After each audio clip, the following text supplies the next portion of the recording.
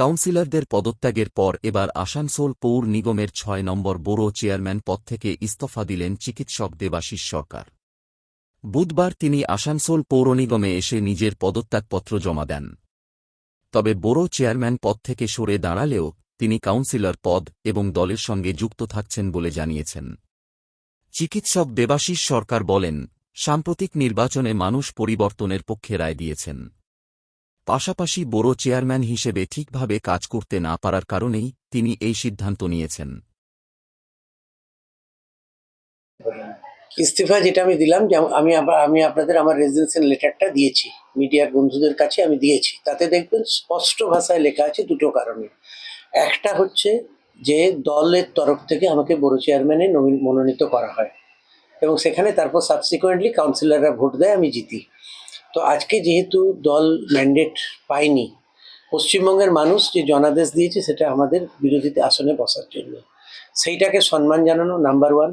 এবং নাম্বার 2, দেখুন আমি যে কদিন ছিলাম সেই পিরিয়ডটা আমি কাজ করার চেষ্টা করেছি, সেটা আপনারা সকলে জানেন বা সেটা পরে বিচার করা যাবে। কিন্তু লাস্ট কিছুদিন ধরে কাজ করতে পারছিলাম না, কেন পরিস্থিতি ঠিকমতো ছিল না। এবং আমার মনে হয় যদি আমি কাজ না করতে পারি জনগণের স্বার্থে, কাজের স্বার্থে আমার পদত্যাগ করা উচিত এবং মানুষের ভাবাবেগকে সম্মান জানিয়ে আমার পদত্যাগ করা উচিত। এটা হলো বিষয় 1।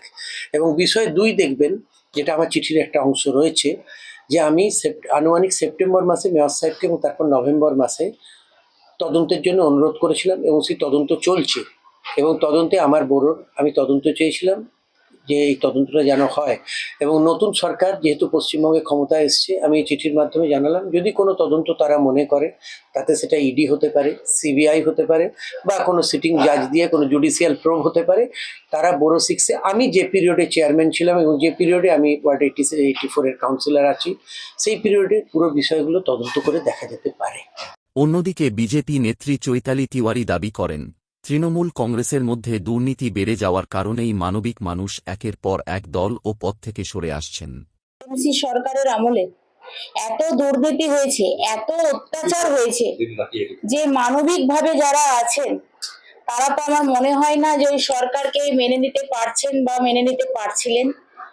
আজ হয়তো সবাই একটা ভালোভাবে শ্বাস নেওয়ার জন্যই হয়তো এই সরকার থেকে সবাই সরে সরে আসার চেষ্টা করছেন এবং রিজাইন দিচ্ছেন, এটাই আমার মনে হয়। তো কেন, কি দুর্নীতির জন্য না অন্য কোনো কারণ বলবেন?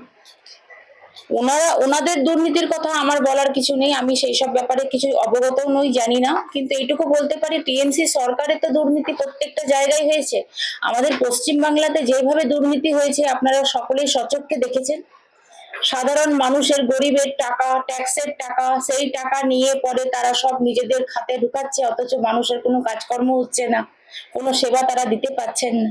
তো মানুষের তো মন এর কারণে হবে, পরিবর্তন হবে, হওয়ার ছিল, হয়েছে।